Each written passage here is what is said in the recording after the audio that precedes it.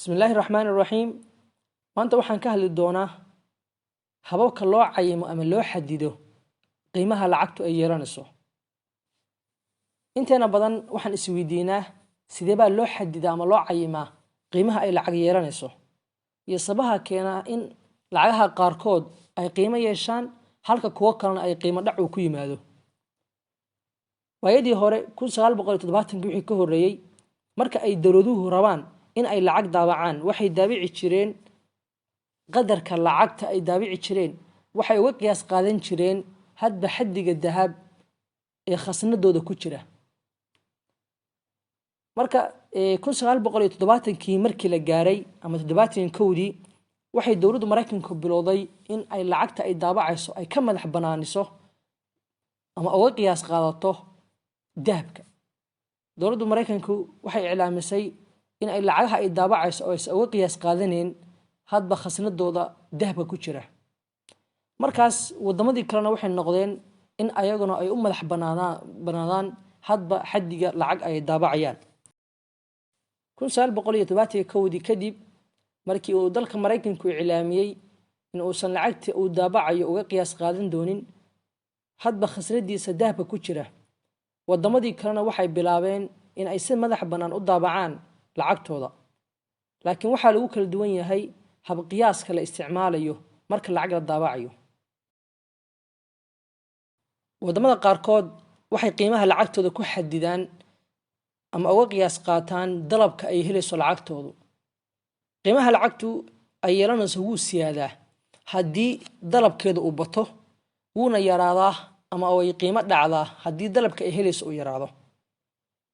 tusaale ahaan oo kale haddii qadarka lacag ee suuqa yaala uu ka bato productionkii ama agabkii adeega suuqa yaalay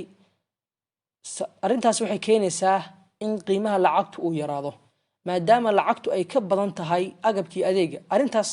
waxa lagu macneyn karaa inflation inuu halka uu ka jiro sicir barar maadaama agabkii adeegu ama wax soo saarku uu ka yar yahay lacagta suuqa taala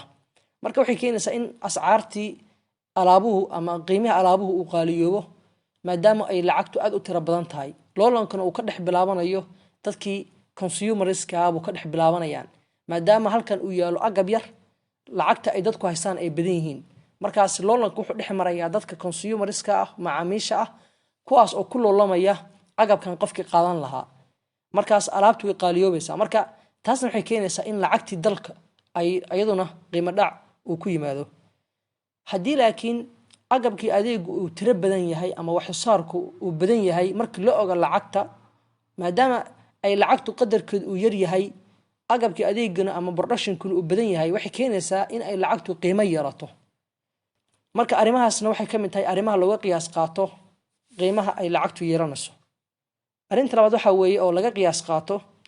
wadamada qaarkoodna isticmaalaan in ay u eegaan xaddiga lacagtooda ama xaddiga lacagta dollarka ay haystaan tusaale ahaan oo kale wadamada khaliijku inta badan waxay isticmaalaan hadba markay lacagta daabacayaan waxay uga qiyaas qaataan lacagta dollarka ee khasnadooda ku jira marka lacagta dollarka ayagu eeganaya ayay daabacayaan qadar u dhigma qadarka dollarka ay haystaan sidoo kale waxaa jira wadamo kale oo uga qiyaas qaata export iyo import macnaha xaaladda dhaqaale ay ku jiraan markaas tusaale ahaan oo kale wadamada qaarkood waxaa jira export ay sameeyaan wadamada qaarkood import bay sameeyaan haddaan Soomaaliya waxa weeye export waxa weeye wadamada ku tirsan in ay alaabahooda u iibgeeyaan wadamada ajaanibta ah export inay sameeyaan wax dhoofiyaan wadamada qaarkoodna waxay dantooda ku jirta in ay wax soo dhoofsadaan import sameeyaan marka wadanka haddii uu doonayo in uu export sameeyo wax dhoofiyo waxay dantiisa ku jirtaa in lacagtiisa uu qiimo dhac ku sameeyo lacagtiisa si uu alaab raqiis ah u iibgeeyo wadamada ajaanibta ah maadaama wadamada ajaanibtu ay ka iibsanayaan alaab aan qaali ahayn sabab darteed waa in lacagtada raqiisisaa si alaab raqiis ah aad u dhoofiso sidaasna uu ku bato qadarka alaab ama agab aad dhoofinayso wadamada importiga ku tirsan oo wax soo dhoofsadana san ogsoonahay dantoodu muxuu ugu jira in ay lacagtoodu ay yeelato in ay qiimo yeelato ay danta ugu jirtaa si wadamada ay wax ka soo dhoofsanayaan markii la eego lacagta door baa wax lagu soo dhoofsan samahan lacagta doolarka looga qiyaas qaadanayo in lacagtooda ay qiimo yeelato hadhowna ay alaab raqiis ah in ay soo dhoofsadaan marka waxaan soo sheegnay in wadamada exportiga ee ku tirsan ay muhiim u tahay in ay lacagtooda daciifiyaan halka wadamada ku tirsan importigana ay lacagtooda qiimo u yeelaan marka waxa ogsoonaata qof walba waxa laga rabaa inuu ogsoonaado in aysan daruuri ahayn in mar walba laga qiyaas qaato awoodda dhaqaalaha qiimaha ay lacagtu yeelanayso tusaalahaan waxaa ka wada wadan haddii qiimiha lacagtiisu ay raqiista ay aad u hoose daciif tahay inaan dhihin wadankaasi dhaqaale ahaan waa daciif sababtoo aan waxaan arki karnaa wadamo dhaqaalahooda uu xoogan yahay laakiin lacagtooda ay daciif tahay sida wadanka Japan dhaqaale ahaan waa ogsoonahay heerka uu gaaray laakiin lacagtiisa markii loo eego dollarka aad bay u hooseysaa oo halkii dollar wuxuu dhigmaa 110 yeenka Japanka ah maadaama ay lacagtiisu ay daciif tahay ma dhihi karno wadanka Japan oo wadan awoodiisa dhaqaaluhu ay hooseyso sidoo kale waxaa jira wadamo xagga dhaqaalahooda uu daciif yahay laakiin lacagtooda ay qiimo leedahay sida wadanka Urdun oo kale wadanka Urdun halkii diinaar ee Urdun ah wuxuu u dhigmaa 1.4 dollar ah marka waxa dhigi kartaa wadankan xataa Mareykanka miyuu ka dhaqaale fiican yahay awoodiisa dhaqaaluhu way xoogan tahay micnihiisu saamahan wadamada hadba waxay u sameeyaan dantooda waxay ku jirto wadamada qaarkood saan soo sheegnay waxay jecel yihiin in ay wax dhoofiyaan export inay sameeyaan saas darteed dantooda waxay ku jirtaa in ay lacagtooda daciifiyaan sida wadanka Japan uu doonayo in wax dhoofiyo rabaa wax soo saarkiisu oo wadan walba uu gaaro sidaas maadaama uu doonayo waxay danta ugu jirtaa in uu alaabtiisa waxa kale in uu qiimaha lacagtiisa u daciifiyo laakiin wadanka Urdun wadan dhaqaale ahaan daciif ah maadaama uu dhaqaalihiisu daciif yahay wuxuu u baahan yahay inuu wax soo dhoofsado wax saar ma hayo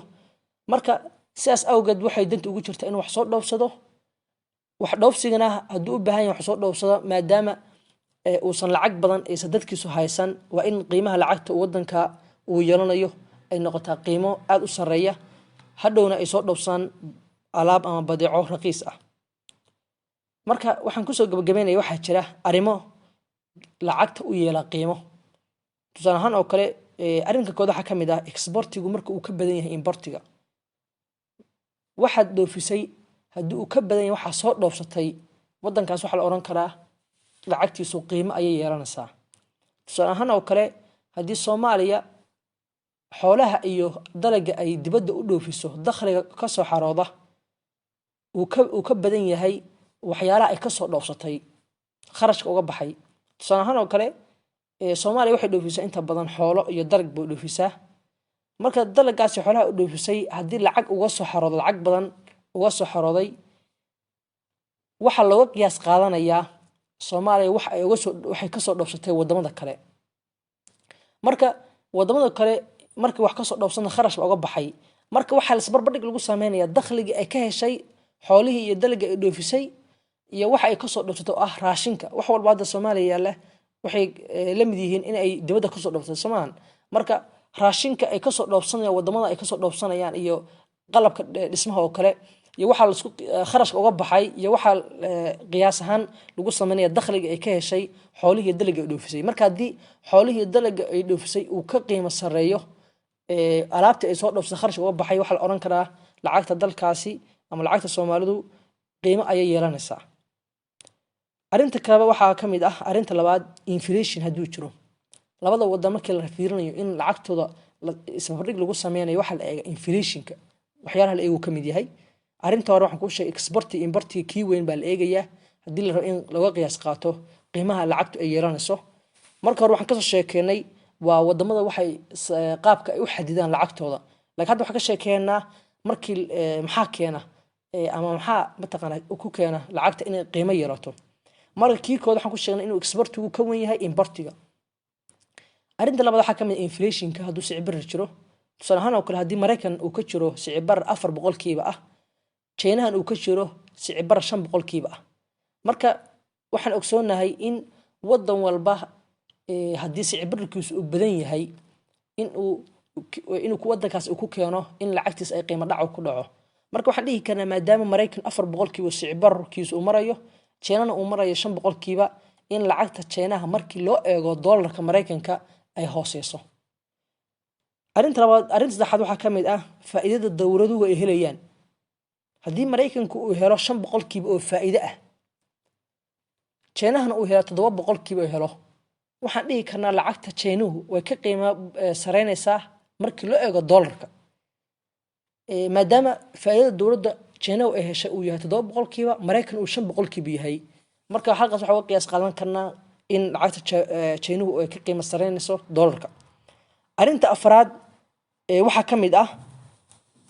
deymaha dibadda ee wadamada ka soo qaataan. wadanku mar walba dibadda uu ka soo qaato deymo, isagana wax ku keenaysa in lacagtiisu ay qiimo dhac ku dhaco. arrinta shanaad waxaa ka mid ah ugu muhiimsan gaar ahaan khusaysa dalkeena waa xasiloonida siyaasadda iyo amniga gudaha. waxaan ogsoonahay in xasiloonida ay ka mid tahay waxyaalaha bees ku ah dhaqaalaha uu leeyahay. mar walba xasiloonida siyaasadeed iyo mid amnigaba ay faraha ka baxdo wadankaas, xataa cid maalgashanaysa uusan jirin haddii uu resource badan xataa uu haysto. tusaale ahaan haddaan usoo qaato wadanka Suuriya 2011 Suuriya halkii door wuxuu marayay 45 ayuu marayay, laakiin markii la gaaray 2016 ina wadanka Suuriya 2011 ayuu burburay. marka intuu soo burburin ka hor doorkii halkii door wuxuu dhigmay 45 buu dhigmay, laakiin 5 sano kadib oo 2016 ah halkii door wuxuu dhigmay 600 oo lacagta wadankaas ah. 600 waa wax la dhihi karo waa kaariso weeye, waa musiibo baa dhihi karnaa. marka arrintaas maxaa ku sababay? wax ku sababay xasilooni la'aanta siyaasadda iyo amniga wadanka oo faraha ka baxay, oo dagaalo iyo markii mataqaana uu wadanka galo dee bardhasho ma sameyn karo, bini'aadamkii oo dhan iyo cid walba way ka cararaysaa wadanka. waa garan kara. marka waxa soo haray waxa dhici kara intii badneed in ilihii dhaqaalaha uu burburay oo dagaalada ku burburay, wax yar soo haray, wax yarkan way qaaliyoobayaan maadaama ay noqdeen wax xadidan ay noqdeen oo yaraadeen. saa darteed xasiloonida waxay ka mid tahay